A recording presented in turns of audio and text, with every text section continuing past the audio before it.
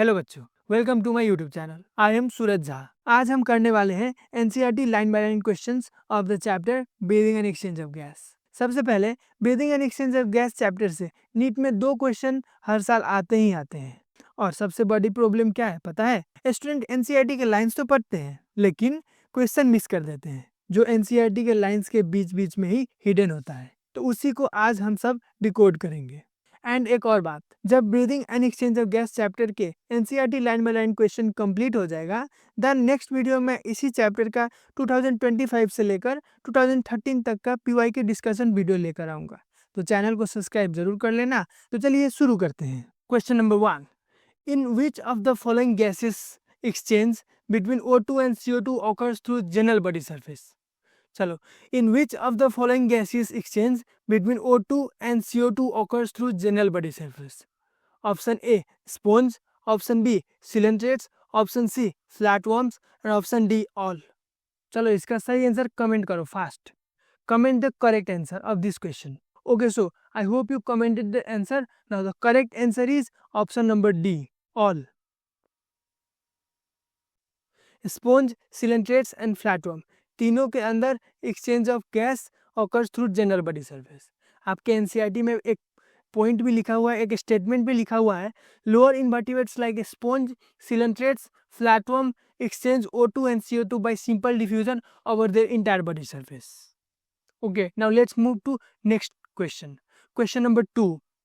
Question number 2 में animals दिया हुआ है एंड रिस्पायरेटरी ऑर्गन दिया हुआ है, and you have to match the correct respiratory organ of with correct animals. Okay, so animals के अंदर दिया हुआ है earthworm, most aquatic arthropods, C में है फिशेज, डी बर्ड्स और रेप्टाइल, एंड ई है इंसेक्ट्स। रिस्पायरेटरी ऑर्गन के अंदर दिया हुआ है lungs, trachea, gills, moist cuticle. Now comment the correct answer. इसका सही आंसर कमेंट करो फास्ट।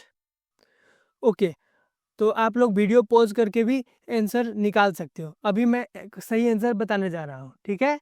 तो इसका सही आंसर क्या होगा? चलो, लंग्स। लंग्स होगा birds and reptile. Okay, so D, lungs is a respiratory organ used by birds and reptiles. Okay, now trachea. Trachea is used by insects. Okay, now gills. Gills is used by most aquatic arthropods. So B, and also fishes. So C also. And moist cuticle. Moist cuticle is used by earthworm. Okay, so आप लोग अब correct answer इससे आप मिला सकते हो. So the correct answer will be 1, A का 4, B का 3, C का 3, D का 1, E का 2. Yes, so correct option is A. Okay, now let's move to next question. Question number 3. Amphibians, example frog, respire. Option A है through moist skin, through lungs, through both A and B, and through trachea. चलो, इसका correct answer बताओ. Okay, so इसका correct answer होगा C. Option C is the correct answer. Amphibian frog can respire through moist skin, can respire through lungs. Okay, and एक और चीज से respire करता है frog, that is buccopharyngeal cavity. Okay, that is not given in this paragraph of your NCERT. Respiratory organ के paragraph में नहीं दिया हुआ है, but it is given in frog paragraph. वो जब आप लोग फ्रॉग पढ़ोगे स्पेसिफिकली उसमें दिया हुआ है. तो बकोफेरेंजियल कैविटी भी याद रखो. Moist skin, lungs and buccopharyngeal cavity. Buccopharyngeal cavity से भी frog respire. Okay, frog can respire through moist skin, lungs and bronchopharyngeal cavity. So correct answer is option number C, both A and B. Okay, now let's move to question number 4. Which is the correct sequence of air passage in man? Which is the correct sequence of air passage in man? Option A, B, C, D. Which is correct? Now tell me the correct answers. Okay, comment down the correct answer in comment box. Okay, so आप लोग pause करके भी comment कर सकते हो. Pause करके solve करके comment करो, ठीक है? अभी के लिए मैं अब सॉल्व करता हूँ. तो ऑप्शन बी से हम लोग देखेंगे. नोज ठीक है, लैरिंग्स ठीक है, फेरिंग्स रॉन्ग. तो इस यहाँ पे लैरिंग्स रॉन्ग हो जाएगा क्योंकि फेरिंग्स होगा उसके बाद लैरिंग्स होगा. Okay, so this is wrong. Option B is wrong. Option C देखेंगे. नोज ठीक है, फेरिंग्स ठीक है, ट्रैकिया ठीक है, लैरिंग्स रॉन्ग. तो पहले लैरिंग्स होगा उसके बाद ट्रैकिया होगा, तो ये भी रॉन्ग हो गया. Option C is also incorrect. Option D, nose yes, larynx, yes, bronchi, yes, pharynx, wrong wrong, pharynx नहीं, नोज के बाद फेरिंग्स होगा, उसके बाद लैरिंग्स, ब्रोंकाई होगा, फेरिंग्स या रॉन्ग गया, ऑप्शन डी भी रॉन्ग हो गया। Now option A is only left, so it is correct. Now इसका भी मैं अभी सॉल्व करूंगा। ऑप्शन ए इज करेक्ट होगा, ठीक है। एक्सटर्नल नॉस्ट्रिल, उसके बाद नेजल पैसेज में जाता है, उसके बाद इंटरनल नॉस्ट्रिल से होते हुए फेरिंग्स में जाता है, फेरिंग्स से लैरिंग्स, लैरिंग्स से ट्रैकिया, ट्रैकिया से ब्रोंकाई, ब्रोंकाई से ब्रोंकियोल, ब्रोंकियोल से एल्वियोली के अंदर जाता है। This is the correct passage of air in man. Okay, so the correct option is option number A. Now let's move to question number 5। lungs are enclosed in, question number 5 is lungs are enclosed in option A periosteum, B perichondrium, C pericardium and D pleural membrane. Now tell me the correct answer. तो इसका सही answer सबको पता है, इसका सही answer होगा option number D pleural membrane. And आपके एनसीईआरटी में इससे रिलेटेड एक स्टेटमेंट दिया हुआ है, both the lungs are covered by double layer pleural membrane with pleural fluid between them to reduce friction on lung surface. Yes, so option D is the correct, pleural membrane से enclose होता है lungs. Okay, now question number 6, which of the following option is wrong about the लैरिंग्स। लैरिंग्स जिसको sound box बोला जाता है, which of the following option is wrong, which of the following option is wrong. Option A it is a bony box, option B glottis is the opening into the larynx, option C during swallowing of food glottis is covered by epiglottis to prevent food entry into the larynx, D all. So all तो नहीं होगा। Now tell me the correct answer. Correct answer is option number A because it is incorrect statement. It is not bony box, it is cartilaginous box. Okay, it is cartilaginous box. Now question number 7. Trachea divides into right and left primary bronchi at what thoracic vertebrae? Trachea divides into right and left primary bronchi at what thoracic vertebrae? Option A is 4, option B is 5, option C is 6 and option D is 9. Now comment down the correct answer. Okay, so I hope you commented the correct answer. Now the correct answer is option number B. It is 5th. Okay, trachea divides into right and left primary bronchi at 5th thoracic vertebrae. Okay, now question number 8. Incomplete cartilaginous ring supports all of the following except. Incomplete cartilaginous ring supports all of the following except. Option A is trachea, option B is primary, secondary and tertiary bronchi, option C is respiratory bronchioles and option D is initial bronchioles. Now comment down the correct answer. तो इसका correct answer होगा C, because respiratory bronchiole को incomplete cartilaginous ring support नहीं करता। मतलब आपके NCERT में एक स्टेटमेंट है इसके related, the trachea, primary, secondary and tertiary bronchi and initial bronchioles are supported by incomplete cartilaginous ring. There is no mention of respiratory bronchiole. So respiratory bronchiole को support नहीं करता incomplete cartilaginous ring, so option होगा C. तो correct option is option number C. Now let's move to question number 9। Which of the following has the smallest diameter? Which of the following has the smallest diameter? ये concept से होगा solve, ये direct line नहीं दिया हुआ NCERT का, लेकिन concept है। Option A is trachea, option B is terminal bronchiole, option C is tertiary bronchus and option D is secondary bronchus. Okay, so bronchus and bronchi, bronchi singular होता है, bronchus plural form है, तो इसको tertiary bronchi भी बोल सकते हैं। Okay, आपके एनसीईआरटी में ब्रोंकाई दिया हुआ है, tertiary bronchi, secondary bronchi. Now tell me the correct answer. Comment down the correct answer. Okay, so I hope you commented the correct answer. Now इसका मैं क्वेश्चन ऑप्शन सही बताने से पहले इसका मैं थोड़ा कंसेप्ट बताऊंगा। तो ट्रैकिया सबसे पहले होता है, ठीक है, तो ट्रैकिया का सबसे ज़्यादा डायमीटर होगा। अब ट्रैकिया से डिवाइड होकर right and left primary bronchi होता है, तो ट्रैकिया से कम डायमीटर इसका होगा 100%, राइट। ना अब प्राइमरी ब्रोंकाई डिवाइड होकर सेकेंडरी ब्रोंकाई बनेगा, तो प्राइमरी से कम होगा सेकेंडरी का डायमीटर। अब सेकेंडरी से टर्शियरी होगा, राइट, तो टर्शियरी का सेकेंडरी से कम डायमीटर होगा। ना टर्शियरी से इनिशियल ब्रोंक्यूल होगा, तो इनिशियल ब्रोंक्यूल का डायमीटर टर्शियरी से कम होगा। तो सबसे लास्ट में क्या होगा, सबसे उसके बाद इनिशियल ब्रोंक्यूल डिवाइड होकर टर्मिनल ब्रोंक्यूल बनाता है, right, mid level bronchiole then terminal bronchiole से। सो टर्मिनल ब्रोंक्यूल का डायमीटर इनिशियल से कम होगा, सबसे नीचा सबसे पहले तो ट्रैकिया है, तो इसका डायमीटर सबसे ज़्यादा होगा। Terminal bronchiole, yes, terminal bronchiole सबसे नीचे आता है, राइट। इनिशियल ब्रोंक्यूल भी डिवाइड करके सब टर्मिनल ब्रोंक्यूल बनाता है, तो सबसे कम डायमीटर होगा टर्मिनल ब्रोंक्यूल का। तो correct answer will be option number B. Okay, this is a conceptual, so concept से होगा। तो ऐसे समझो कि ट्रैकिया से डिवाइड होकर जैसे नीचे, जितना नीचे जाता जाएगा उतना ही डायमीटर कम होता जाएगा।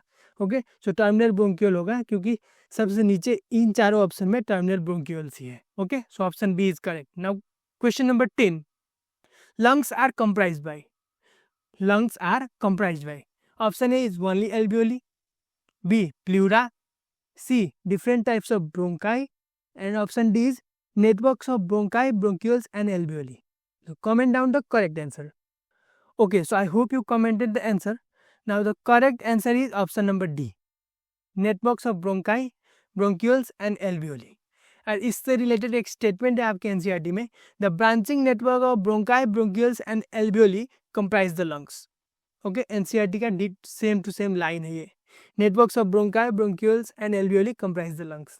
Okay, so option D is correct. Now let's move to question number 11, site of gases exchange in lungs are, site of gaseous exchange in lungs are, option A alveoli, option B tracheal, option C bronchiole and option D pleura.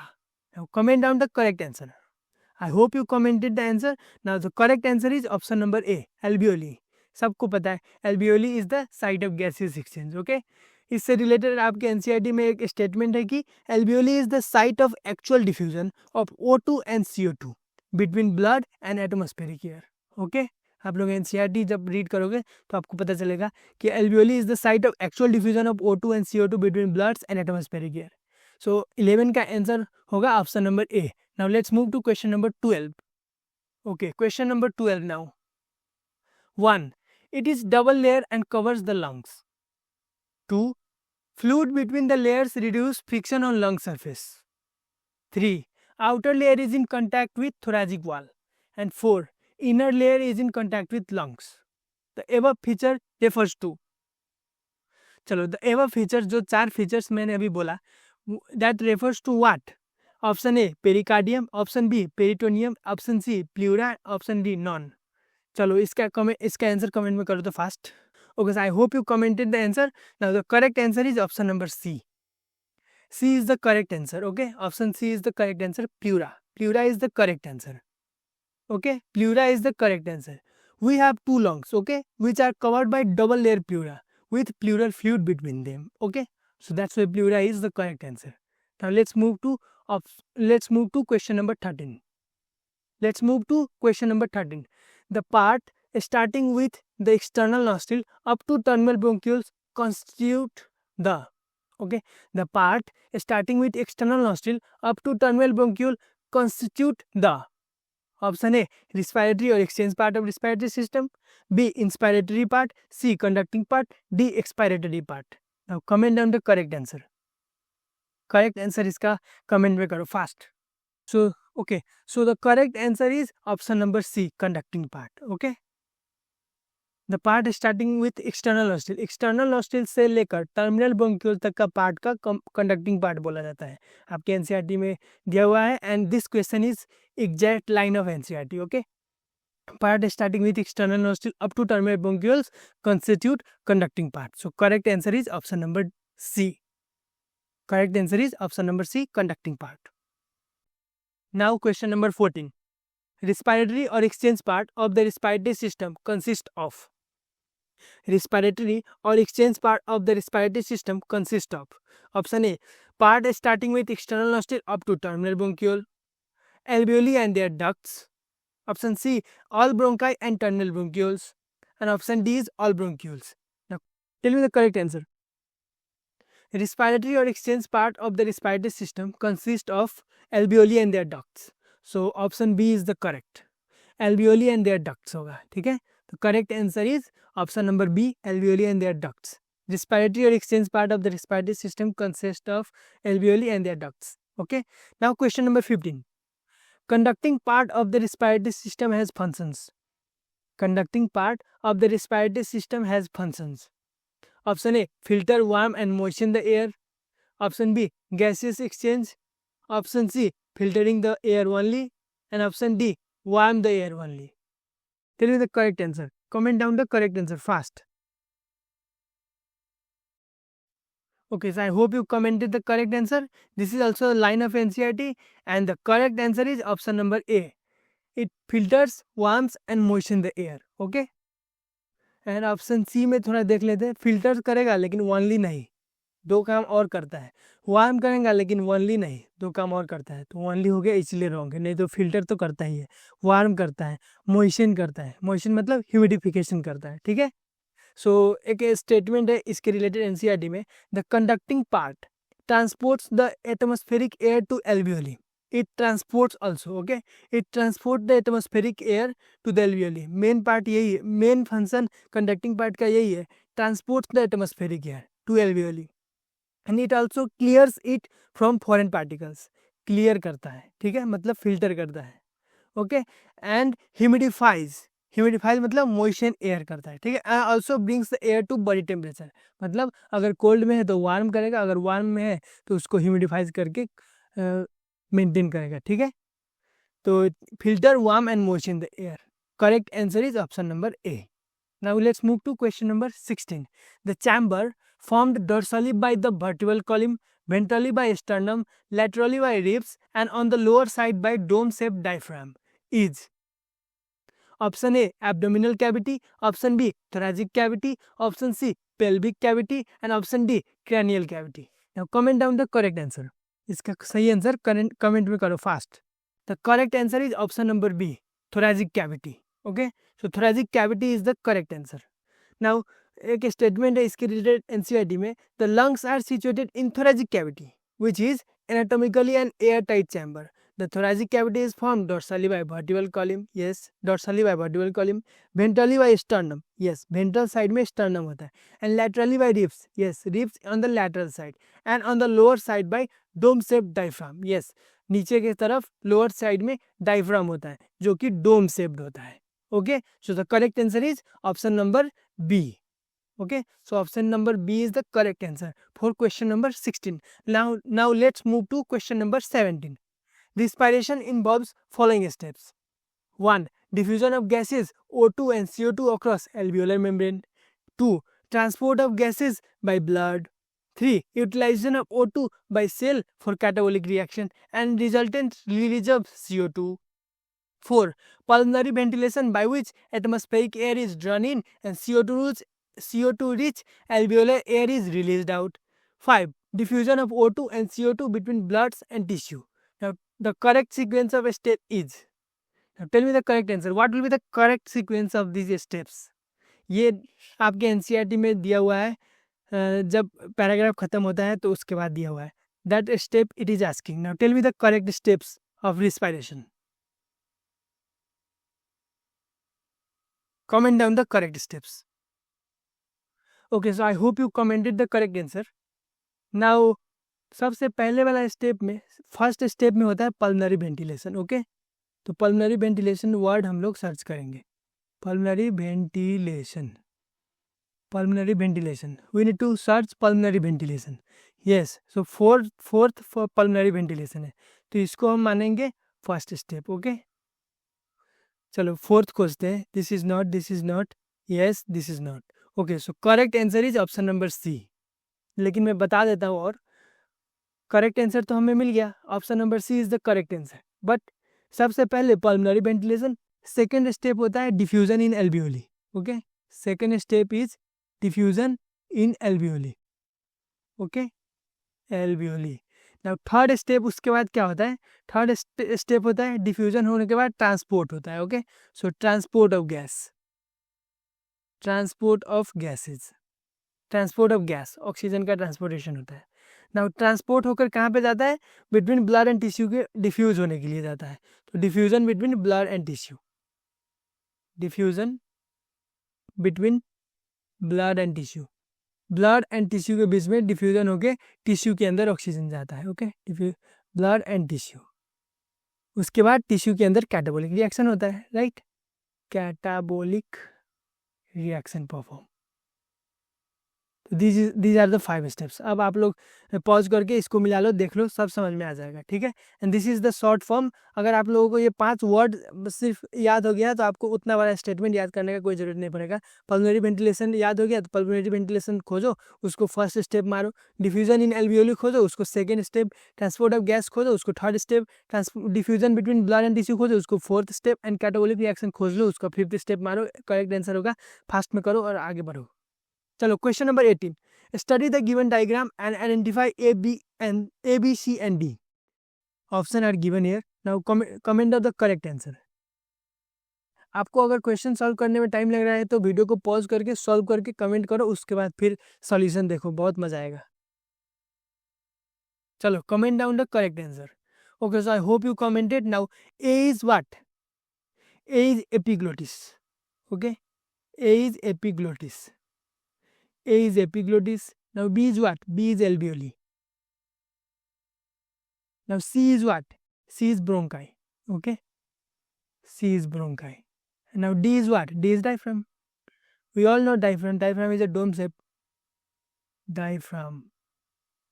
Now tell me what option is correct. Option A is correct. A is epiglottis. B is alveoli. C is bronchus. Yes, bronchus is plural form. Bronchi is singular form. Okay. So there is no different word. This is same similar word. Okay, same word.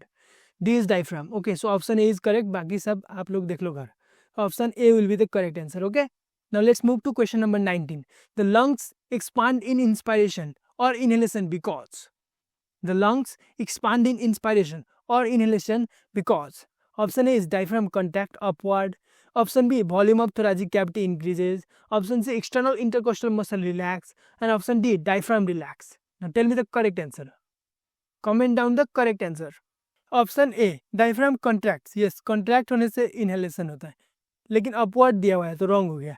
Diaphragm जब contract होगा तो this is diaphragm move to downward not upward. Okay, diaphragm जब contract होगा, जैसे ये diaphragm relax form में, diaphragm जब contract होगा तो it become flat, so it moves downward. Okay, so diaphragm downward move करेगा, तो यहाँ पे ये रॉन्ग हो गया, डाउनवर्ड नहीं होगा लेकिन कॉन्ट्रैक्ट होगा। ओके, लेकिन अपवर्ड नहीं होगा, डाउनवर्ड होगा। ओके, अपवर्ड नहीं होगा, डाउनवर्ड होगा। ओके, ना option B, the volume of thoracic cavity increases. Yes, thoracic cavity का वॉल्यूम इंक्रीज होने से थोरेसिक कैविटी के अंदर प्रेशर कम होता है, जिससे बाहर से एयर अंदर आता है। उस फिनोमेना का हम लोग इंस्पायरेशन और इनहेलेशन बोलते हैं। तो option B is the correct answer. Okay, so option B is the correct answer of question number 19। क्वेश्चन number 20, the process of exhalation, the process of exhalation or expiration is begun mainly due to.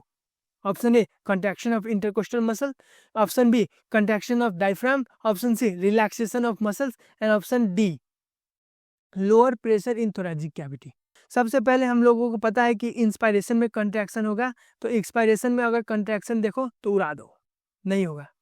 Now option C, relaxation of muscle. Yes, relax होगा, expiration में relax होता है। ठीक है, lower pressure नहीं होगा, क्योंकि लोअर प्रेशर तो इंस्पायरेशन में होगा। लंग्स के अंदर लोअर प्रेशर होगा तब तो बाहर से हवा आएगा, और बाहर से हवा आने को हम लोग इंस्पायरेशन बोलते हैं। ठीक है, तो लो प्रेशर नहीं होगा, एक्सपायरेशन में हाई प्रेशर होगा, तब तो हाई प्रेशर मतलब अंदर से बाहर की तरफ जाएगा हवा, उस फिनोमेना का हम लोग एक्सपायरेशन बोलते हैं। तो option C is the correct answer for question number 20। क्वेश्चन number 21, which of the following statement about the mechanism of breathing is false. Which of the following statement about the mechanism of breathing is false? Now tell me the correct answer. Option A, B, C, D खुद पढ़ो, pause करके पढ़ सकते हो, लेकिन comment करो fast. Okay, so I hope you commented the correct answer. Now, option A, as the diaphragm relaxes, the air is expelled from the respiratory system. Expelled, yes. Relax होने से एक्सपेल्ड होगा, it is correct statement, लेकिन question में क्या पूछा हुआ है, statement false कौन सा है। Now option B, during inspiration the lungs act as suction pump. Yes, lungs act as suction pump. कैसे? क्योंकि थोरेसिक वॉल्यूम का, थोरेसिक कैविटी, थोरेसिक चैम्बर का वॉल्यूम बढ़ रहा है, उससे हमारा पल्मोनरी वॉल्यूम भी बढ़ रहा है, मतलब एक सक्शन पंप के मैकेनिज्म पे काम कर रहा है, राइट, इसीलिए ये भी करेक्ट है। Now option C, inspiration is passive process, wrong, and expiration is active process, it is wrong. Inspiration में क्या होता है, इंस्पायरेशन में हम लोग मसल को कॉन्ट्रैक्ट करते हैं, और मसल को कॉन्ट्रैक्ट करने के लिए वी नीड एनर्जी, और किसी भी चीज़ को कंट्रैक्ट करने के लिए अगर we need energy then that is active process, okay.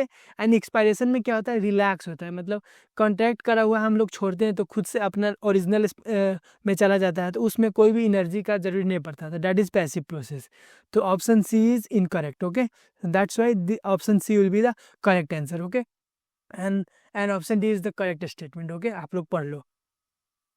Now question number 22, inspiration occurs when there is a negative pressure in the lungs. Yes, with respect to atmospheric pressure. Yes, this negative pressure is achieved when option A, intrapulmonary pressure is less than the atmospheric pressure. Option B, intrapulmonary pressure is greater than the atmospheric pressure. Option C, intrapulmonary pressure is equals to the atmospheric pressure, and intrapulmonary pressure is becomes more than the interalveolar pressure. Tell me the correct answer. चलो, आई hope you commented the correct answer. पहले तो alveolar कुछ है ही नहीं, तो alveolar wrong हो जाएगा, और इक्वल तो होगा ही नहीं। अगर इक्वल हो गया तो कभी भी ब्रीदिंग, कभी भी रिस्पायरेशन ही नहीं होगा, कि तो लेस होगा कि तो ग्रेटर होगा, राइट। अगर लंग्स के अंदर प्रेशर कम रहेगा तब तो जाके नेगेटिव प्रेशर अचीव होगा, राइट। तो इसी से इंस्पायरेशन होगा, राइट। तो interpulmonary pressure less than that atmospheric pressure is the correct answer, greater नहीं होगा, ठीक है। Inspiration is achieved when interpulmonary pressure is less than atmospheric pressure, okay. अंदर प्रेशर कम होगा तब तो एटमॉस्फेयर से एयर आएगा अंदर, तो उस मैकेनिज्म को हम लोग इंस्पायरेशन बोलेंगे, okay. So option A is the correct. Now question number 23, question number 23, expiration takes place when the intrapulmonary pressure is, expiration takes place when the interpulmonary pressure is A, greater than the atmospheric pressure, B, lesser than the atmospheric pressure, C, equals and D equals. Tell me. सबसे पहले equal तो नहीं होगा, right. Now tell me the correct answer from A और B.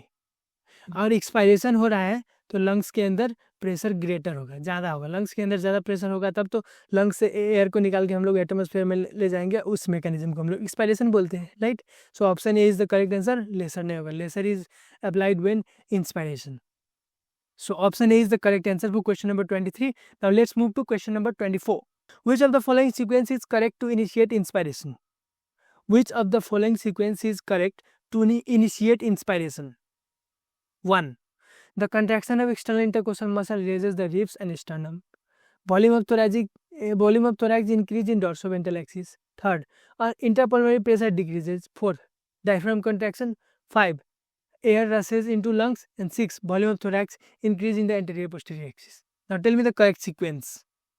Comment the correct sequence fast. It is very much important by the way. So comment the correct sequence. तो सबसे पहले contraction of external intercostal muscle होगा, okay. So first, सो ये wrong हो गया। उसके बाद में volume of thorax increase in, yes, contraction होने से वॉल्यूम ऑफ थोरैक्स इंक्रीज होगा, यस। सो 1 2 सेम है, सेम ए बी सी तीनों में सेम है। उसके बाद डायफ्राम कॉन्ट्रैक्ट होगा, 4 डायफ्राम कॉन्ट्रैक्ट होगा। डायफ्राम कॉन्ट्रैक्ट होने से क्या होगा, thorax increase in anterior posterior axis, yes. So 4 5 this is wrong, 4 this is wrong, so option C will be the correct answer. And उसके बाद क्या होगा, interpulmonary pressure decrease होगा जिससे air rushes into lungs, that is inspiration, okay. So option C is the correct option, okay. C is the correct option. इसको pause करके ध्यान से देखो, बहुत ही इंपॉर्टेंट है, ये आने का चांस बहुत ज़्यादा है। Now let's move to question number 25. Which of the following sequence is correct to initiate expiration? 1. Relaxation of external intercostal muscle and returns of diaphragm to their normal position. Air expelled from lungs. 3rd, volume of thorax decreases. And 4th, interpulmonary pressure increases. चलो इसका सही answer comment करो fast. इसका सही answer होगा first, relaxation of external intercostal muscle and return of diaphragm to their normal position, yes. उसके बाद होगा 3rd, volume of thorax decreases, yes. तो ये रॉन्ग हो गया, ये रॉन्ग हो गया, ये रॉन्ग हो गया। A will be the correct answer. 4th में क्या है, interpulmonary pressure increase, yes, pressure increase होता है जिससे क्या होता है, air expelled from lungs, yes, good. So this is the first step and this is the second step, this is the third step and this is the fourth step. Correct option is option number A. Option number A is the correct answer for question number 25। इसको solve करो, बहुत ही important है। Now question number 26. On an average, a healthy human breathes what times per minute? Comment the correct answer fast. This is very easy and also important. 12 to 16 times होगा, okay? 12 to 16 times. Option C is the correct answer for question number 26. Now let's move to question number 27. Additional muscle for forceful breathing are. Option A, option B, option C, option D, what which option is correct? Now comment the correct answer, which option is correct? Pause करो video को और comment करो. Okay okay, I hope you commented. Diaphragm, no, diaphragm तो normal breathing के लिए, तो ये नहीं होगा. Abdominal muscle, yes. Internal intercostal muscle, yes. Abdominal muscle होगा लेकिन डायफ्राम नहीं होगा. एक्सटर्नल इंटरकोस्टल मसल नहीं होगा, नॉर्मल के लिए इंटरनल होगा. तो option B is the correct answer. Okay, option B is the correct answer for question number 27. Now let's move to question number 28. Following illustration depicts the mechanism of breathing. In which of the following option all the parts A, B, C and D are correctly labeled? Tell me the correct answer. ये NCERT का figure से question है. चलो option B देखते हैं. I hope you commented correct answer. Option B में क्या हुआ है? Air expelled. एयर एक्सपेल्ड नहीं है भाई, air is coming. Okay, air is entering the lungs. Air is entering the lungs, wrong. Air expelled, long. Air expelled, wrong. So A will be the correct answer. A का होगा air entering the lungs, yes. A is entering the air is entering the lungs. B का होगा ribs and sternum raised, yes. Lungs के अंदर air आने से B क्या ribs and sternum raised हो रहा है. डायफ्राम कॉन्ट्रैक्ट हो रहा है, diaphragm is moving downward, diaphragm contract हो रहा है. And the volume of thorax raised, yes. Volume, जिससे ओवरऑल से volume of thorax is increasing. That's why inspiration happen. Now question number 21. Question number 21 is very important, very important, and every year a question from this subtopic comes. Okay, so question number 21 is very much important. Match the following. Column A में tidal volume, residual volume, expiratory reserve volume, inspiratory reserve volume, inspiratory capacity and vital capacity दिया हुआ है. Column B में tidal volume, सब कुछ दिया हुआ है. चलो बताओ, इसको पॉज करो and comment the correct answer. Okay, इसका आंसर अगर आप लोगों ने कमेंट में सही दे दिया, मतलब आप लोग का तैयारी बहुत अच्छे से हुआ है. ओके, सो कमेंट करो, इसको पॉज करो और सॉल्व करो. ठीक है, आई hope you commented the correct answer. Now I will solve that. Okay, tidal volume and inspiratory reserve volume and expiratory reserve volume, it is the formula of vital capacity. So 6 का ये. Now additional amount of air inhaled beyond tidal volume when taking a very deep breath, ये inspiratory reserve volume का है. आप लोग पढ़ो, ध्यान से समझो, समझ में आ जाएगा. inspiratory reserve volume कौन में है? 4 में. चलो, amount of air remaining in the lungs after expiratory reserve volume is expelled. After expiratory, yes, that is residual volume. Right? समझोगे, डेफिनेशन पढ़ो, समझ में आ जाएगा, उसके बाद ये क्वेश्चन सॉल्व होगा, नहीं तो ऐसे तो नहीं होगा. समझो, एनसीईआरटी पढ़ोगे तो समझ में आ जाएगा. Now tidal volume and inspiratory reserve volume. Tidal volume and inspiratory reserve volume, ये तो बहुत ही इंपॉर्टेंट, ईजी है एंड इंपॉर्टेंट भी. Inspiratory capacity, every year there is a past question from this. Tidal volume plus inspiratory reserve volume, this is the formula of inspiratory capacity. Okay, so inspiratory capacity is 5. Now volume of air in one breath, volume of air in one breath, that is tidal volume. Volume of air in one breath is tidal volume 1. And amount of air exhaled in forced exhalation, expiratory reserve volume, that is last. First expiratory reserve volume होगा, जिसका 3 है. अब match कर लो, इसका correct answer क्या होगा? इसका correct answer होगा 1 का ई. यस, 1 का E. Comment. Okay, C is the correct answer. Okay, option C is the correct answer for the question number 21. Option C is the correct answer for question number 21. Now question number 30. Match the following. Again match the following. Column A में tidal volume, inspiratory reserve volume, expiratory reserve volume, residual volume, vital capacity दिया हुआ है. Column B में इसका ML दिया हुआ है, capacity. चलो बताओ, inspiratory reserve 2500 to 3000 ml, that is inspiratory reserve volume. Right, तो इंस्पायरेटरी रिजर्व वॉल्यूम 2. ओके, ना 1000 ml of air, 1000 ml of air is ERB. 1000 तो नहीं है, लेकिन हम लोग मान सकते हैं 1000 ml of air. ओके, सो 3 में है.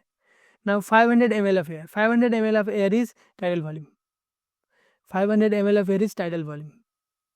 3400 to 4800 ml of air, 3400 to 4800 ml of air vital capacity. Vital capacity जब आप फॉर्मूला उसको ऐड करोगे तो इतना आएगा, 3400 to 4800 ml of air. Okay, this is a high conceptual question, so आपको कंसेप्ट समझ में आना पड़ेगा, इस उसके बाद ये क्वेश्चन सॉल्व होगा।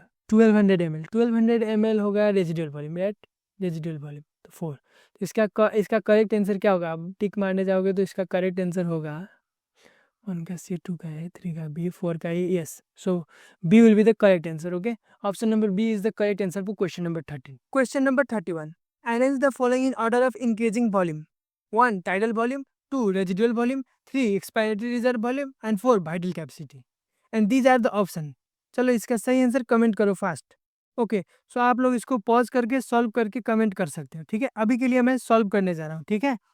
तो अब इस क्वेश्चन को सॉल्व करने के लिए we need to know the value of tidal volume, residual volume, expiratory reserve volume and vital capacity, right. So आपके एनसीईआरटी में दिया हुआ है टाइडल वॉल्यूम का वैल्यू होता है 500 ml, okay.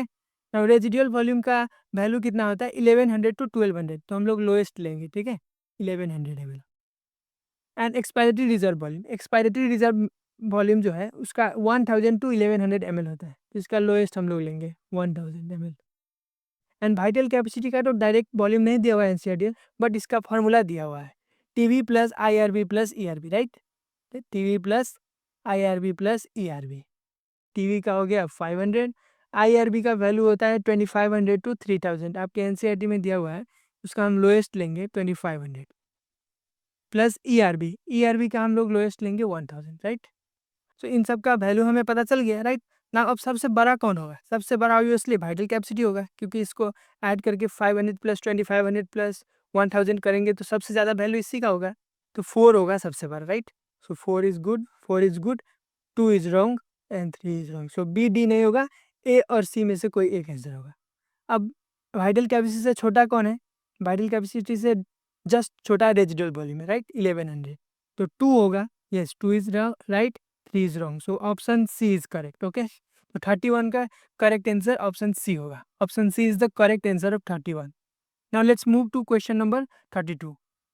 32 different respiratory volumes are given below. Tidal volume 500 ml, residual volume 1000 ml, inspiratory reserve volume 2500 ml, and expiratory reserve volume 1000 ml. The functional residual capacity FRC is what? Options are 3500, 2000, 600, 3000. Now चलो इसका सही answer comment करो fast. Comment आप लोग pause करके solve करके comment कर सकते हो, ओके। सो इसका कमेंट करो फास्ट, सही आंसर कमेंट करना। Okay, I hope you have commented the answer. Now अब इसका मैं सॉल्व करूँगा, ओके। इसका मैं अब सॉल्व करूँगा।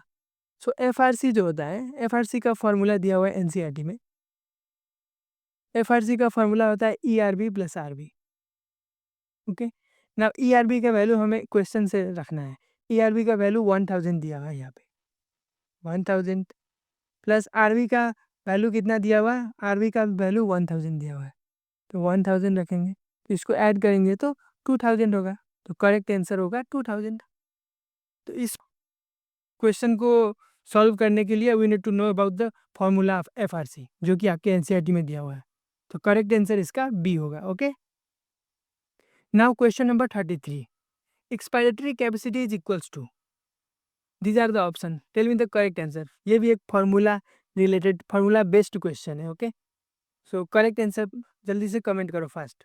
ओके, सो एक्सपायरेटरी कैपेसिटी जो होता है, एक्सपायरेटरी कैपेसिटी का फॉर्मूला होता है टीवी प्लस ईआरबी, ये डायरेक्ट फ्रॉम एनसीईआरटी लाइन है, तो correct answer is option number A. Now let's move to question number 34, a spirometer cannot be use to measure. Option A IC, RV, ERV, IRV, किसको spirometer measure नहीं कर सकता? Okay, so the correct answer is option number B, residual volume को spirometer cannot be measure, okay. Spirometer cannot measure residual volume, okay, so correct answer is option number B of question number 34. Now let's move to question number 35. The maximum volume of air you can forcefully exhale after taking the deepest possible breath is called. Option tidal volume, total respiratory volume, residual volume, vital capacity. Now comment down the correct answer. तो ये definition है एक, right, and this definition is also from NCERT. So किसका definition है, हमें उसको टिक लगाना है। तो ऑप्शन डी वाइटल कैपेसिटी का करेक्ट डिफिनीशन है, जो कि क्वेश्चन में दिया हुआ है। So option D is the correct answer for question number 35, okay. Now अब ये बहुत ही इंपॉर्टेंट पैराग्राफ है एनसीईआरटी का, इसलिए मैं इसको आपके स्क्रीन पे लेकर आया हूँ, इसको एक बार रीड करना अच्छे से, ठीक है? टाइडल वॉल्यूम का डिफिनीशन ये रीड करना अच्छे से। टाइडल वॉल्यूम का अमाउंट ऑफ एयर कितना है, तो 500 ml, वो भी याद करना। और पर मिनट में कितना होता है, मिनट वॉल्यूम 6000 to 8000, ये याद रखना, ओके? और ये 6000 to 8000 कैसे है, तो human body 12 to 16 times normal breath करते हैं, एंड इंटू 500 करोगे तो 6000 to 8000 होगा, राइट? इंस्पायरेटरी रिजर्व वॉल्यूम का भी डिफिनीशन रीड करना बहुत ही इंपॉर्टेंट है, एंड वैल्यू भी रीड करना 2500 to 3000। देखा, अभी हम लोग ने अभी अभी क्वेश्चन सॉल्व किया, कितना इंपॉर्टेंट है। This data are very much important, every year there is a question from this paragraph, okay? This subtopic respiratory volume and capacity से एवरी ईयर क्वेश्चन आते हैं, तो इसको रीड करना। एक्सपायरेटरी रिजर्व वॉल्यूम का भी definition देखना और वैल्यू भी देखना। नाउ रेजिडुअल वॉल्यूम, इसका भी डिफिनीशन देखना एंड इसका वैल्यू देखना, 1100 to 1200 ml।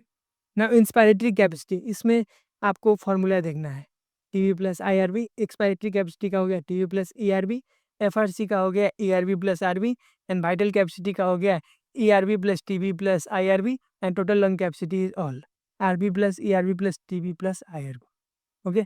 और ये दूसरा फॉर्मूला है, vital capacity plus RB residual volume, okay? तो इसको अच्छे से देखना, ये paragraph is very much important, and I am sure कि 2026 में भी इस पैराग्राफ से एक क्वेश्चन आएंगे, okay? So this is very much important subtopic, जो कि रिस्पायरेटरी वॉल्यूम एंड कैपेसिटीज है, okay? Now let's move to, okay? So इस पैराग्राफ से मैंने इंपॉर्टेंट पॉइंट भी अपने से निकाल कर रख दिया है, जैसे कि tidal volume, IRV, ERV, RB का value, and IC, EC, FRC, BC and TLC का फॉर्मूला। तो ये सब याद कर लेना, ये तो याद कर लेना, ये बहुत ही इंपॉर्टेंट है, इसको याद कर लेना। 2026 में यहाँ से क्वेश्चन आएगा 100%, तो इसको याद कर लेना। अभी जब 2026 नीट का एग्ज़ाम हो जाएगा, तो इस सीरीज से मैं उसका क्वेश्चन मिलाऊंगा, और देखना तुम A to Z copy paste हुआ रहेगा, देखना 26 का A to Z copy paste हुआ रहेगा, क्योंकि ये सीरीज़ में मैंने जियोलॉजी के सारे क्वेश्चन ही करा दिया है, तो ऐसा नहीं है कि इस सीरीज से बाहर क्वेश्चन आ जाएगा, ओके? सो इसको याद कर लेना। Now let's move to question number 36। Question number 36. Exchange of gases. A. Occurs between the alveoli and pulmonary capillary. B. Occurs between blood and tissue. And C. By diffusion. And D. All. Now tell me the correct answer. ये तो बहुत ही easy है, right? चलो इसका correct answer बताओ। Exchange of gases, ये अब gases exchange paragraph से है, तो इसका A भी करेक्ट है, B भी करेक्ट है, C भी करेक्ट है, मतलब इसका करेक्ट आंसर होगा all. So D is the correct option of the question number 36. Exchange of gas can occurs between alveoli and pulmonary blood capillary. Yes. Exchange of gas can occurs between blood and tissue, and exchange of gas occurs through diffusion, right? So D is the correct option of question number 36, क्योंकि all होगा, right? Now question number 37. Which of the following factor affects the diffusion of gas? Which of the following factors affect the diffusion of gas? A. Partial pressure of diffusing gas. B. Solubility of gas. C. Thickness of diffusing membrane. And D. All. Now tell me the correct answer. इसका भी same है, right? Following factors affect the diffusion of gas. Partial pressure of diffusing gas can affect. Solubility of gas can affect. Thickness of diffusing membrane can affect. So answer will be D. D is the correct option of question number 37 also. Now question number 38. Which of the following statement about the partial pressure of CO2 is true? A. It is higher in alveoli than in pulmonary artery. It is higher in the systemic arteries than in tissue. It is higher in systemic vein than in systemic arteries. And it is higher in the pulmonary vein than in pulmonary artery. Now comment down the correct answer. Okay, so I hope you commented the correct answer. Now option A हम लोग read करेंगे फिर से. It is higher in alveoli than in pulmonary artery. It is wrong. Higher नहीं होगा, alveoli में lower होगा, okay? Partial pressure of CO2 in alveoli lower होगा। नाउ ऑप्शन बी हम लोग देखेंगे, it is higher in systemic arteries, ये भी रॉन्ग हो गया, लोअर होगा यहाँ पे भी। Now option number C, it is higher in systemic veins than in systemic arteries, yes it is correct. So option C is the correct answer of question number 38। Now let's move to question number 39। The partial pressure of CO2 in pulmonary vein is, option A greater than in tissue space, option B equal in tissue space, option C less than in pulmonary artery, and option D less than in alveoli. Tell me the correct answer. Okay, so partial pressure of CO2 in pulmonary when कितना होता है? Pulmonary vein में 40 होता है, क्योंकि oxygenated blood होता है pulmonary vein में, तो partial pressure of CO2 will be 40. Now greater than in tissue space, wrong, क्योंकि टिश्यू स्पेस में 45 होता है, तो ग्रेटर तो होगा ही नहीं. Now equals in tissue space, wrong, क्योंकि 45 है तो इक्वल भी नहीं है, right. Now less than in pulmonary artery, yes, pulmonary artery में 45 होता है, तो less than in pulmonary artery is it is correct. So option C is the correct answer of question number 39. Okay. और option D में less than alveoli बोला है, alveoli में 40 होता है, तो यहाँ पे इक्वल होता है तो ये करेक्ट होता है, तो लेस भी नहीं होगा. तो option C is the correct answer of question number 39. Now let's move to question number 40. Okay.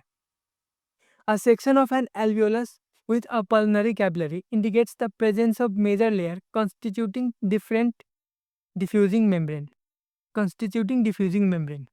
Option A 3, option B 2, option C 6 and option D 10. Now comment down the correct answer. It is very easy. चलो, अगर आप लोगों ने एक बार भी NCERT read करा होगा तो ये क्वेश्चन सॉल्व कर सकते हो. चलो, comment down the correct answer fast. Okay, I hope you commented the correct answer. So correct answer is option number A. There is 3 layer. Okay, thinnest commas epithelium of alveoli, the endothelium of alveolar capillary, and the basement substance. Okay, so 3 layers constituting diffusing membrane. Now question number 41. Partial pressure of O2 in atmosphere, alveoli, deoxygenated blood, oxygenated blood, and tissue are. Option A B C D. Now tell me the correct answer. ये आप लोग table से भी देखकर बोल सकते हो, ये टेबल NCERT का है. This table is from NCERT, और ये टेबल देख के ये दोनों, ये 41 एंड 42 क्वेश्चन सॉल्व कर सकते हो. Answer, correct answer is C. 159 होता है किसमें? एटमॉस्फेरिक एयर में partial pressure of O2. 104 in alveoli, deoxygenated blood में 40, 95 and 40. So this option C is the correct answer. आप लोग इस टेबल से मिला सकते हो. Now question number 42. You can also solve this from this table. So I will not solve this question. Okay, solve by yourself. Solve by yourself from this table.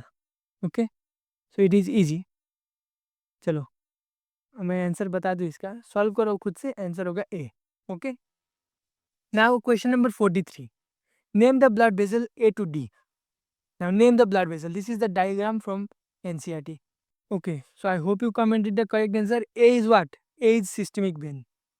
आप लोग NCERT खोल कर देखो और उसमें डायग्राम में देखो, आपको पता चलेगा. A is systemic vein. Okay. B is what? B is pulmonary artery, right? B is pulmonary artery. B is pulmonary artery. What is C? C is pulmonary vein. Pulmonary vein. C is pulmonary vein. And what is D? D is systemic arteries. Systemic arteries. Okay. तो आप लोग इसको match कर लो, कौन answer होगा right? Option A is the correct answer of question number 43. Now let's move to question number 44. In comparison to solubility of O2 in blood, the solubility of CO2 is option A 20 to 25 times lesser, B slightly higher, C slightly greater, and D 20 to 25 times higher. Now comment down the correct answer. ये भी easy question है, इसको भी आप लोगों ने अगर NCERT एक बार भी रीड करा होगा तो आंसर आप लोग लगा सकते हो. तो इसका करेक्ट आंसर होगा 20 to 25 times higher. Okay, CO2 का 20 to 25 times higher होता है. Okay, in comparison to solubility of O2 in blood, the solubility of CO2 is 20 to 25 times higher. तो option D is the correct answer for question number 44. Now question number 45. Study the given figure and identify A to C. चलो, we need to identify this figure also. This figure is also from NCERT. आपके NCERT का figure बहुत ही important है, तो उसको भी ध्यान रखना. चलो, ए बताओ, ए क्या होगा? A is basement membrane, right? A is basement membrane. Oxygen नहीं होगा, प्लूरा नहीं होगा, प्लूरा नहीं होगा. A is basement membrane. Okay. Now B क्या होगा? B is what? B is RBC. Yes, B is RBC. तो इसका तो सीधा आंसर ए हो जाएगा, राइट? क्योंकि कहीं पे भी बेसमेंट मेम्ब्रेन नहीं है ए में, right? So C what? C is alveolar wall. Option A is the correct answer of question number 45. Now let's move to question number 46. The barrier between the air in alveolus and blood in pulmonary capillary consists of 3 layers, and its total thickness is option A 1 mm, option be more than 1 mm, option C much less than 1 mm and D 2 mm। Now ये भी बहुत ही simple question है, आप लोग NCERT read करोगे तो आपको पता चल जाएगा। इसका करेक्ट आंसर होगा C, much less than 1 mm। It is less than 1 mm, okay. thickness total thickness is less than 1 mm, so correct answer is option number C for question number 46. Now let's move to question number 47. Total percentage of O2 transported by hemoglobin or RBC is, total percentage of O2 transported by hemoglobin or RBC is A 3%, B 97%, C 49% and D 100%. Now tell me the correct answer of this. NCERT के line से है, ये बहुत ही easy है और बहुत ही इंपॉर्टेंट। तो option B is the correct, 97% होगा, ठीक है। 97% of O2 transported by RBC or hemoglobin. Okay, so B is the correct answer of question number 47. Now question number 48. Besides RBC, blood plasma also carry O2 in solution. The percentage is A 33%, B 97%, C 49% and D is 25%. Now tell me the correct answer. इसका सही answer comment करो fast. चलो, I hope आप लोगों ने correct answer comment करा होगा। So correct answer is option number A, it is 3%। So 3% होगा, right. So answer option A is correct. Now question number 49।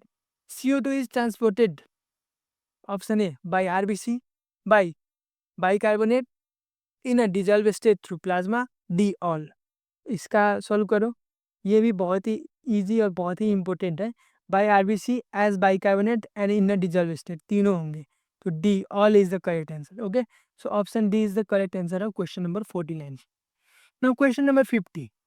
The majority of CO2 is transported as, the majority of CO2 is transported as A carbonate, B bicarbonate, C carboamino hemoglobin and D dissolved state in blood. Now comment down the correct answer. इसका correct answer comment करो fast. तो आपको अगर CO2 transportation पता है, value पता है, तो आपको पता होगा कि इसका करेक्ट आंसर होगा as bicarbonate. So correct answer is option number B. Option number B is the correct answer of question number 50। अब इसका मैंने इंपोर्टेंट उस पैराग्राफ से निकाल के रख दिया है कि ट्रांसपोर्टेशन ऑफ ऑक्सीजन में 97% by RBC, 3% by plasma. Transport of carbon dioxide में 20 to 25% by RBC, 70% as bicarbonate and 7% by plasma. तो इसको रिमेंबर, इसको याद कर लेना है, बहुत ही इंपॉर्टेंट पॉइंट्स हैं और इससे एनसीईआरटी से और इससे एग्जाम में क्वेश्चंस आते हैं रिपीटेडली। तो वेरी इंपॉर्टेंट पॉइंट्स, इसको याद कर लेना, ठीक है। Now question number 51। Blood carries the CO2 in 3 forms. Okay, we know that. The correct percentage of CO2 in these forms are. We just talked about that. Important में मैंने लिख दिया है। चलो बताओ, अब इसका करेक्ट आंसर मुझे बताओ। एज कार्बोमिनो हीमोग्लोबिन इन RBC कितना परसेंट होगा, एज बाइकार्बोनेट कितना परसेंट होगा, and dissolve form in plasma कितना होगा। अभी इससे देख के बता सकते हो आप लोग। चलो बताओ। कार्बोमिनो हीमोग्लोबिन इन RBC 20 to 25% होगा एज कार्बोमिनो हीमोग्लोबिन इन RBC। 70 नहीं होगा, 7 नहीं होगा, तो बी नहीं होगा, डी नहीं होगा। नाउ एज बाइकार्बोनेट 70% होते, तो ये भी नहीं होगा। तो correct answer is option number A, and dissolve state में 7% होगा। तो option A is the correct answer of the question number 51। Now let's move to question number 52। Each molecule of hemoglobin when fully saturated carries how many molecules of O2? Each molecules of hemoglobin when fully saturated carries how many molecules of O2? So this is the from line of NCERT. So option C is correct. There is 4 molecules of O2 can be carried out. Okay. So hemoglobin 4 molecules of O2 carry करता है. Okay. Now dissociation curve is associated with. Dissociation curve is associated with. क्या होगा? X axis में क्या होता है and Y axis में? Yes, oxy haemoglobin. तो option D is the correct answer for question number 53। Correct answer होगा oxy haemoglobin, okay. Oxy haemoglobin is the correct answer. Now question number 54। Binding of O2 with haemoglobin is primarily related to. Binding of O2 with haemoglobin is primarily related to. चलो सही answer comment करो fast. तो primarily related always PO2, partial pressure of oxygen, okay. So इसका correct answer होगा PO2। ये भी NCERT के line से, okay. So it is very much important, okay. तो इसको ध्यान दो। अगर ये क्वेश्चन सॉल्व नहीं हो रहे हैं मतलब आपका एनसीईआरटी क्लियर नहीं है। अगर ये क्वेश्चन सॉल्व हो रहा है मतलब आपका एनसीईआरटी क्लियर है, आप टॉपर के एक कदम करीब जा रहे हो। हर एक क्वेश्चन से सॉल्व करने से आप टॉपर के एक कदम करीब जा रहे हो। Okay, now question number 55, beside PO2 the other factors affecting the binding of O2 with hemoglobin is or are. Beside PO2 the other factors affecting the binding of O2 with hemoglobin are. Option A PCO2, H plus concentration, temperature, D all. Now tell me the correct answer. Okay, so इसका सही answer PCO2 भी होगा, H plus concentration and temperature. So D will be the correct answer, all. Okay, so D will be the correct answer of question number 55. Okay, now let's move to question number 56. Oxygen dissociation curve is what shape? Oxygen dissociation curve is what shape? Now चलो इसका सही answer बताओ fast. इसका सही answer होगा option number B. इसका सही answer होगा option number B. Oxygen dissociation curve S shape होता है, sigmoid shape. Okay, now question number 57, ध्यान से सुनना। Which of the following statement is wrong? A, oxygen O2 binds with hemoglobin in a reversible manner to form oxyhemoglobin. This is, tell me, this is statement correct or incorrect? This statement is correct. Every 100 ml of oxygenated blood can deliver around 5 ml of O2 to the tissue. Is it correct? 5 ml of O2? Yes, 5 ml of O2 tissue. Now C, occupational respiratory disorder are characterized by fibrosis. Fibrosis मतलब proliferation of fibrous tissue. This is also correct. ORD fibrosis से characterize होता है। तो इसमें कोई भी statement wrong नहीं है, सो नॉन होगा। Okay, so D will be the correct answer. ठीक है, now question number 58, what will be the PO2 and PCO2 in the atmospheric air compared to those in alveolar? What will be the PO2 and PCO2 in the atmospheric air compared to those in alveolar? It is very much conceptual question. So concept अगर clear है तभी solve होगा, नहीं तो समझ में भी नहीं आएगा। तो इसका मैं सही आंसर अभी समझाऊंगा। अभी आप लोग कमेंट करो इसका सही आंसर क्या होगा, लेकिन ये बहुत ही conceptual question. What will be the PO2 and PCO2 in the atmospheric air compared to those in alveolar? Okay, so PO2 in atmospheric air कितना होता है? एटमॉस्फेरिक एयर में 159 होता है, right, from that table. Okay, and alveoli में कितना होता है? एल्वियोली में कितना होता है? 104 partial pressure of oxygen.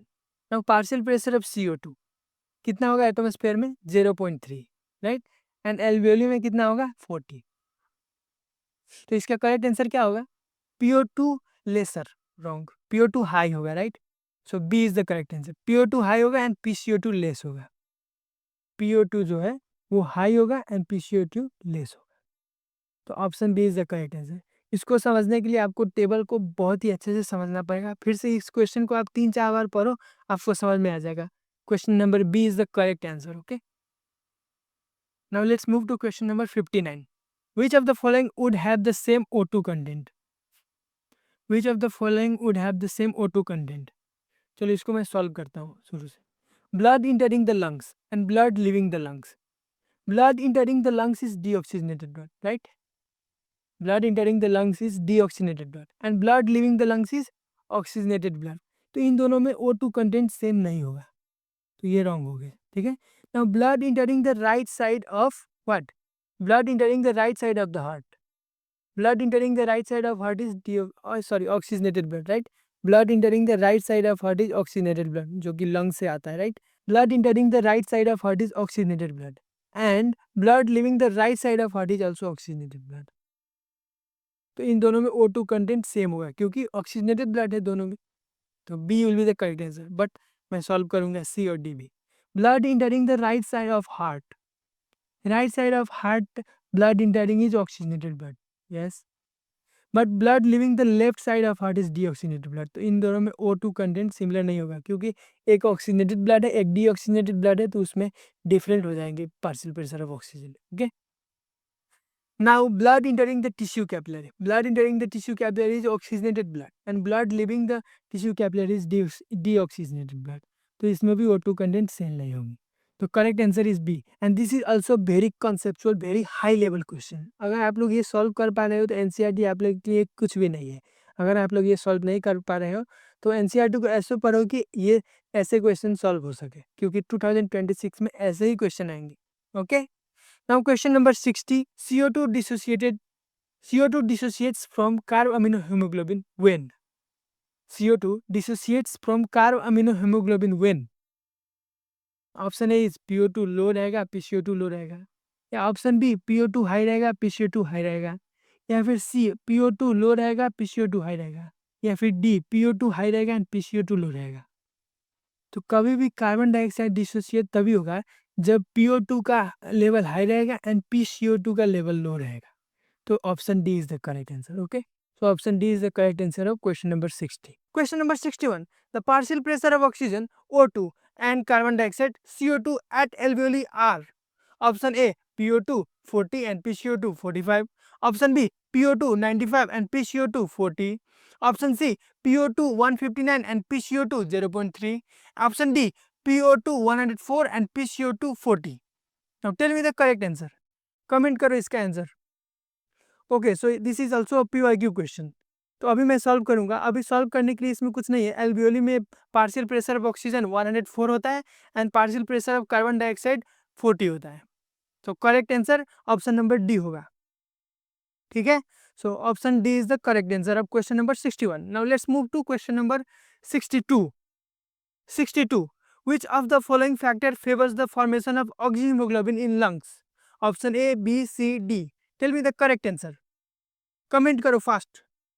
I hope you commented the correct answer. Now, the factors that favors the formation of oxyhemoglobins are high PO2, low PCO2, less H plus concentration and lower temperature. So option C is correct. Okay. In your NCERT there is also a statement given that in the alveoli where there is high PO2, low PCO2, less H plus concentration and lower temperature, the factors are all favorable for formation of oxyhemoglobin. So correct answer will be C. Now let's move to question number 63. All of the following favors the dissociation of oxyhemoglobin to deliver O2 to tissue except option A PO2 high होना चाहिए, B PCO2 high और H plus concentration high होना चाहिए, C temperature high और D PO2 low होना चाहिए। बोलो correct answer comment में करो fast. Okay, so the factor favour the dissociation of oxyhaemoglobins are low PO2, high PCO2, high H plus concentration and higher temperature. So the correct answer will be option number A. Okay, high PO2 नहीं होगा, high PO2 नहीं होगा, लो PO2 होगा, इसीलिए PO2 wrong हो जाएगा। So correct answer is option number A. Now let's move to question number 64. The transport of CO2 by the blood is primarily dependent on. The transport of CO2 by the blood is primarily dependent on. Now comment the correct answer. Option A is solubility of CO2 in blood, B is presence of carbonic anhydrase in RBC, C is ability of hemoglobin to bind and transport CO2, and D is ability of other blood protein. Now comment down the correct answer, and this is very much tricky question also and conceptual also, तो इसको ध्यान से करो। Okay, so I hope you commented the correct answer. Now option A, the solubility of CO2 in blood, yes it can be also possible, but हमें क्या लेना है, हमें प्राइमरीली डिपेंडेंट लेना है। ठीक है, सबसे ज़्यादा सबसे पहले किस फैक्टर पे डिपेंड करेगा वो लेना है हमें। ठीक है, सॉल्युबिलिटी ऑफ CO2 हम ले सकते हैं, लेकिन CO2 अब देखो जैसे CO2 का ट्रांसपोर्टेशन इन ब्लड कैसे होता है, as bicarbonate, as bicarbonate, as bicarbonate 70%, right, 70% होता है। Solubility of CO2, solubility of CO2 से कितना होता है 20 to 25%, right, and as through plasma कितना होता है, थ्रू प्लाज्मा होता है 7%, राइट, थ्रू प्लाज्मा होता है 7%। तो हम लोग प्राइमरी डिपेंडेंट किसको लेंगे 70% को, क्योंकि सबसे ज़्यादा यही कार्बन डाइऑक्साइड ट्रांसपोर्ट कर रहे हैं। Now what will be the correct answer, now tell me. Option A नहीं होगा। ठीक है, ऑप्शन ए नहीं होगा, 20 to 25% ओनली हमें प्राइमरी डिपेंडेंट लेना है, मतलब 70% लेना है। तो option B, the presence of carbonic anhydrase in RBC, yes इसका करेक्ट आंसर होगा B. Why? Because carbonic anhydrase is an enzyme that is crucial for conversion of carbon dioxide into bicarbonate ion. And जब bicarbonate ion convert होगा तो 70% transfer करेगा। तो जितना carbonic anhydrase present रहेगा उतना ज़्यादा CO2 ट्रांसफर करेगा। तो प्राइमरीली डिपेंडेंट होगा कार्बोनिक एनहाइड्रेज एंजाइम पर। Okay, so there is a presence of carbonic anhydrase in RBC. तो option B is correct. Okay, ability of haemoglobin to bind and transport CO2 ये भी होगा, but this is not primarily dependent. Okay, ability of protein, this is 7%, not primarily dependent, but primarily dependent carbonic anhydrase, क्योंकि 70% as bicarbonate में से transfer होता है, and bicarbonate बनाने के लिए carbonic anhydrase is an enzyme that is crucial. Okay, it needs to convert carbon dioxide into bicarbonate ion. Okay, yes, I hope you understood this. Now let's move to question number 65. Which of the following statement is false? Option A, PO2 is major factor which affects the binding of CO2 with hemoglobin. Option B, PCO2 is low and PO2 is high as in the tissue or more binding of CO2 with hemoglobin occurs. Option C, RBC contain a very high concentration of carbonic anhydrase and minute quantities of same in the plasma. Option D, every 100 ml of deoxygenated blood delivers approximately 4 ml of CO2 to the alveoli. Now comment down the correct answer. कौन सा statement false है? Okay, so option A, PO2 is major factors which affects the binding of CO2 with hemoglobin. Yes, it is, PO2 is the major factor. Yes, option A is correct statement. So option A तो नहीं होगा, false. Now PCO2 is low and PO2 is high as in the tissue. Wrong. PCO2 high होगा and PO2 low होगा in tissue. Okay, so this statement is wrong. So B is correct. B is correct option. Okay, अब question number 65. ना हम लोग C भी देखेंगे और D भी देखेंगे. RBC contain a very high concentration of carbonic anhydrase and minute quantities of the same in plasma. Yes, it is correct. And every 100 ml of deoxygenated blood delivers 4 ml of CO2 to the alveoli. It is correct. So option B is incorrect. So option B will be the correct answer of 65. Now let's move to question number 66. Which of the following equation is correct? Okay, so ये equation NCERT के diagram से, जो कि NCERT का diagram भी मैंने नीचे रख दिया है, इसको देख के आप लोग मिला सकते हो. Option B is correct, right. CO2 plus plus plus H2O carbonic anhydrase in irreversible reaction, H2CO3 form, again carbonic anhydrase irreversible reaction, H plus plus bicarbonate ion formed, right. So option B is the correct. Okay, ये bicarbonate ion होगा. This is bicarbonate ion, bicarbonate ion, ये 70% CO2 को transfer करता है. ठीक है. Okay, now let's move to question number 67. When you hold your breath, which of the following gas changes in blood would first lead to urge to breath? Option A, rising CO2 concentration. Option B, rising CO2 concentration and falling O2 concentration. Option C, falling O2 concentration, and option D, falling CO2 concentration.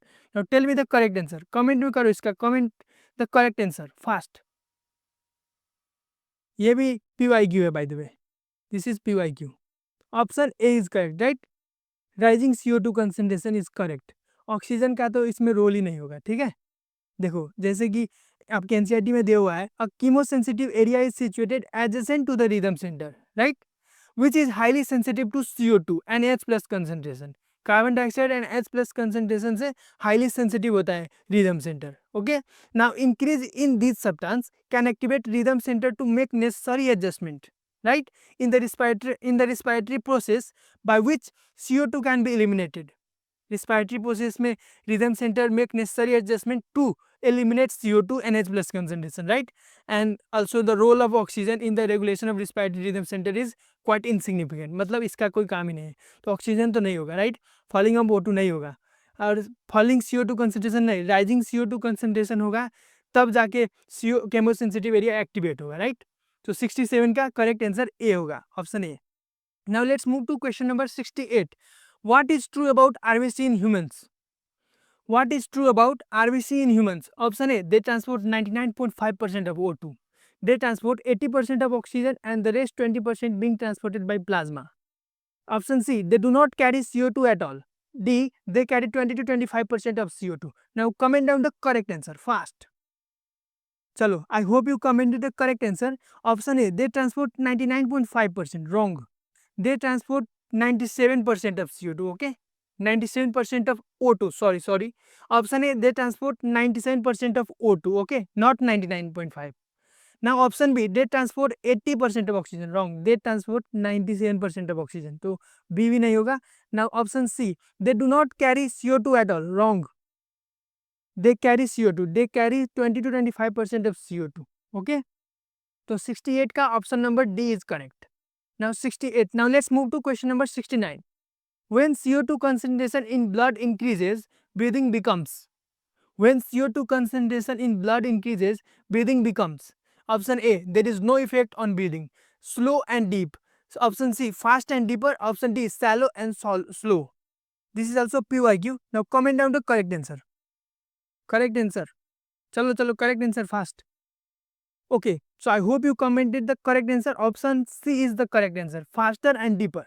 When CO2 concentration in blood increases, breathing becomes faster and deeper. Okay, faster and deeper. Now let's move to question number 70. Which of the following is an occupational respiratory disorder? Which of the following is ORD? Occupational respiratory disorder. A. Anthracis. B. Silicosis. C. Botulism. D. Emphysema. Now comment down the correct answer. This is also PYQ by the way. Okay so आपके NCERT में तो नहीं दिया हुआ है, लेकिन एक past year question है, यही पास्ट ईयर क्वेश्चन है। Silicosis, fibrosis and asbestosis are the example of ORD. Okay, ये तीन डिजीज का नाम याद रख लो। Silicosis, fibrosis and asbestosis are the example of occupational respiratory disorder. So option B will be correct. Okay, option B will be the correct answer. Now let's move to question number 71. Respiratory process is regulated by certain specialized center in the brain. One of the following listed center can reduce the inspiratory duration upon stimulation. Now tell me the correct answer. Option A, medullary inspiratory center. Option B, pneumotaxic center. Option C, chemosynthetic center. Option D, apneic center. Apneustic center. Chalo, comment the correct answer fast. Okay, so I hope you commented the correct answer. The correct answer is pneumotaxic center. Okay, pneumotaxic center in the pons region of the brain can moderate the function of respiratory rhythm center. Moderate matlab can increase, can reduce, anything can do. So it can moderate the respiration function. Okay, so pneumotaxic center is the correct answer. Option B is the correct answer. Now let's move to question number 72. Pneumotaxic center is present in, okay, so I just told you that pneumotaxic center is present in pons region of the brain. Okay, so pneumotaxic center is present in pons region of brain, matlab option A is the correct answer of question number 72. Now let's move to question number 73. The breathing center initiates ventilation in response to, the breathing center initiates ventilation in response to A decrease in air pressure, B a decrease in O2, C an increase in CO2, and D the rate of gas exchange in the alveoli. Now comment down the correct answer. क्या होगा answer correct? The breathing centre initiates ventilation in response to an increase in CO2।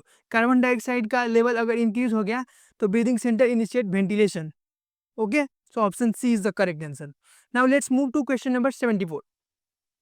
All of the following factors play a role in regulation of respiratory rhythm center except. All of the following factors play a role in the regulation of respiratory rhythm center except. Option A CO2, option B H plus concentration, option C O2 and option D none. Now comment down the correct answer. तो जैसा कि आपको पता है कि role of oxygen in regulation of respiratory rhythm centre is quite insignificant, मतलब इसका कोई काम नहीं है। तो option C will be correct, oxygen will be correct option. Okay, so 74 का option number C is correct. Now let's move to question number 75. Receptors associated with aortic arch and carotid artery can recognize change in what and what concentration and send necessary signals to what for remedial action. Tell me the correct answer fast. Okay, so I hope you commented the correct answer. Option B is the correct answer of this question. क्या होगा? Receptors associated with aortic arch and carotid artery can recognize change in CO2 and H plus concentration and send necessary signals to rhythm center. Okay, so correct answer is option number B. Now let's move to question number 76. Respiratory center of brain is stimulated by. Respiratory center of brain is stimulated by. Option A CO2 contained in venous blood. Option B CO2 contained in arterial blood. Option C O2 contained in arterial blood, and option D O2 contained in venous blood. तो comment down the correct answer. So इसका correct answer होगा option number A. So इसका correct answer होगा option number A. CO2 contained in venous blood. CO contained in arterial blood नहीं होगा, and oxygen role is quite insignificant. So option A will be correct. Okay, of 76. Now let's move to question number 77. Asthma is caused by. Option A infections of lungs. Option B infection of trachea. Option C spasm in bronchial muscle, and option D infection in nose. Now comment down the correct answer. Okay, so asthma के बारे में आपके NCERT में दिया हुआ है। asthma is a difficulty in breathing caused wheezing due to inflammation of bronchi and bronchioles.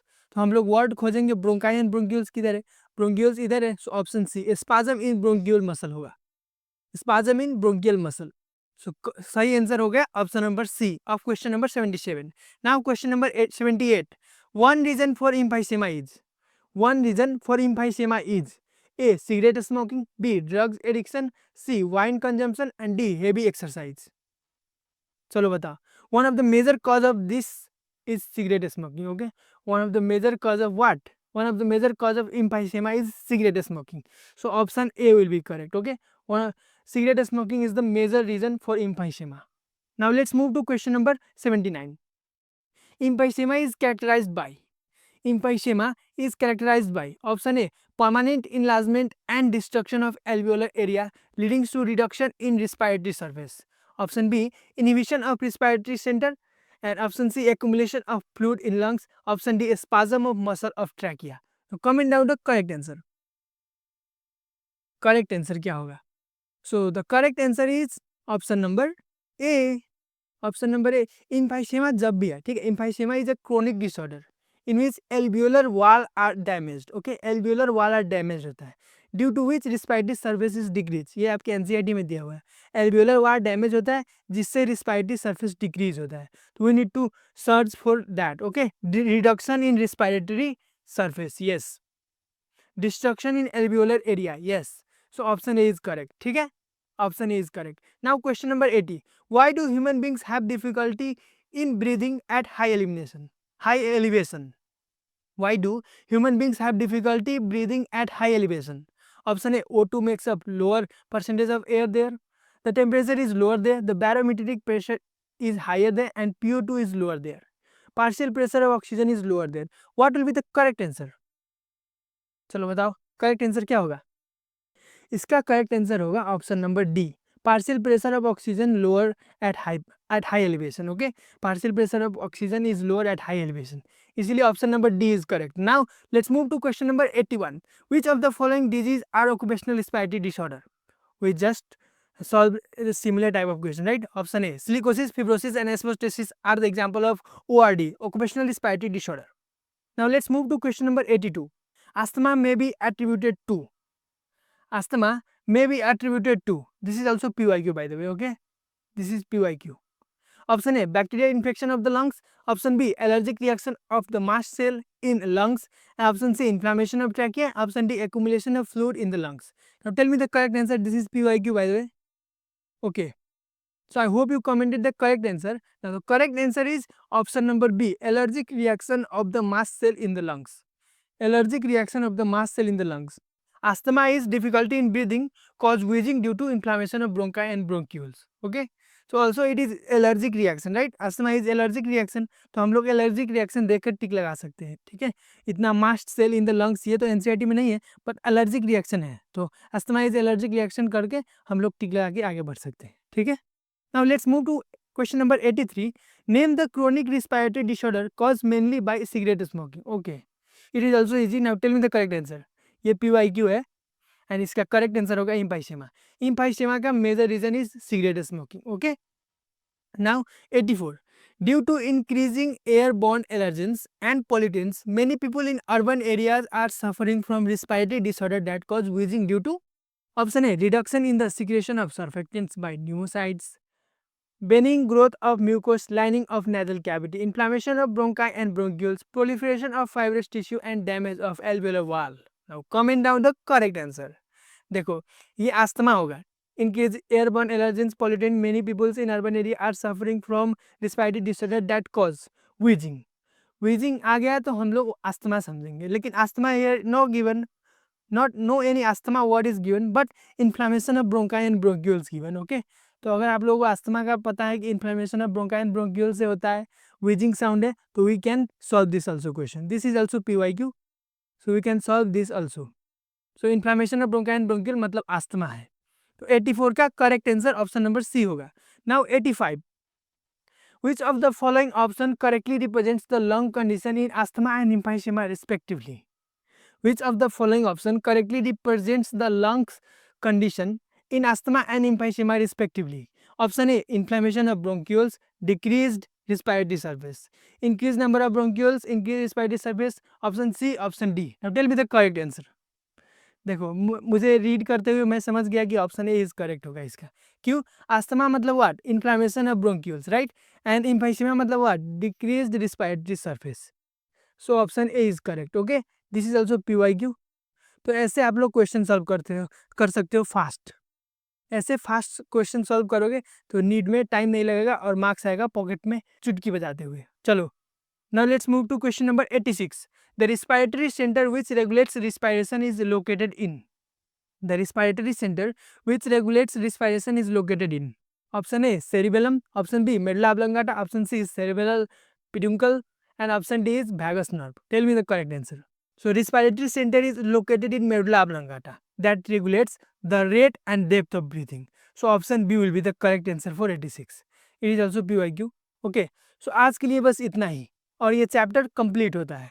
और इस चैप्टर से जितने भी पॉसिबल क्वेश्चन बन सकते थे जिसका नीट में आने का चांस हाई है वो सारे मैंने इस सीरीज में इस वीडियो में मैंने करा दिया है. तो breathing and exchange of gas chapter complete होता है. अगर आपको इस तरह के ही line by line questions NCERT focused video चाहिए तो सब्सक्राइब जरूर करना और कमेंट में बताओ नेक्स्ट चैप्टर कौन सा करूँ. चलो आज के लिए बस इतना ही. Thank you, take care, bye bye.